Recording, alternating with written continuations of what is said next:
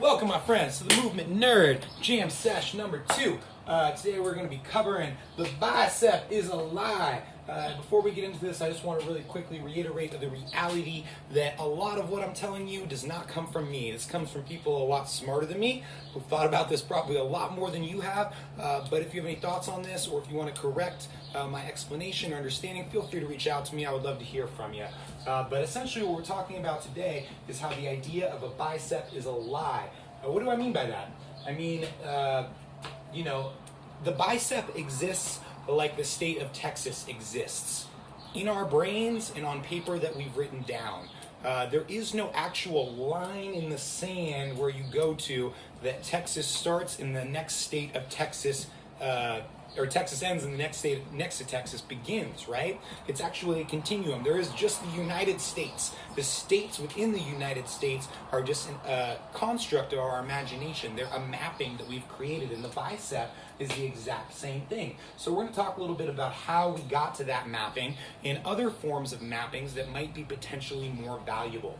So how do we define what a bicep is? So first thing I want to talk about is how muscle fibers connect to ligaments and tendons. And now this part I might be messing up a little bit, but I believe it's ligament to tendon to muscle fiber.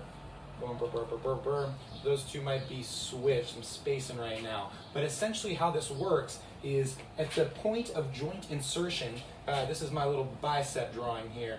This would be your elbow joint. This would be your shoulder joint. The muscle spindle fibers draw in, connect, and staple down into that joint. Now this is your muscle fiber up here. The muscle then connects to your tendons, maybe ligaments, and then your ligaments, maybe tendons, connect down into the joint insertion. But there's no point where muscle turns into ligaments, turns into tendons. It's actually a continuation of the same stuff, right?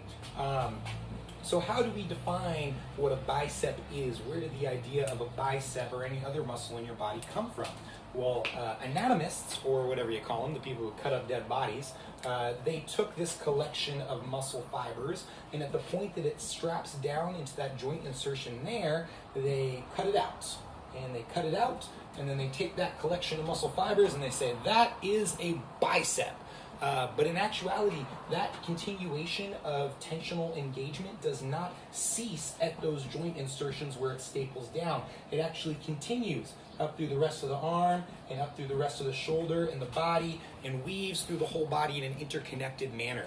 And we can demonstrate this really quickly, right? So if you were to take both of your hands, rotate your thumbs back and down, lift your right shoulder up, rotate right thumb down, left thumb back, twist and wring your fingers out, you'll notice that there is a spiral nature to the way that our arms move. So certain people have decided or thought of the fact that it might be more beneficial, instead of cutting off at the joint insertion, to map the continuation of fascial tension as it runs through your body. And this is why we throw a punch, or we rotate when we throw a punch, because of that spiral nature of the fascial tensioning through our arm musculature. So I find a lot more value in the map of fascial tensioning than in the map of individual muscle groups.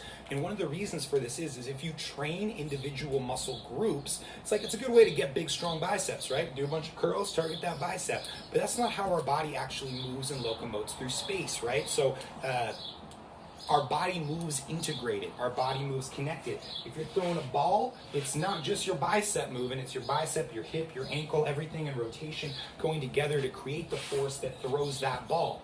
So might be beneficial if you want to actually get better at navigating through space and time, which I recommend as a useful goal for your training, to think in terms of the body as an integrated, connected system instead of these isolated, arbitrary-ish muscle groups. That's my movement nerd thought of the day. I love you guys. Talk to you soon.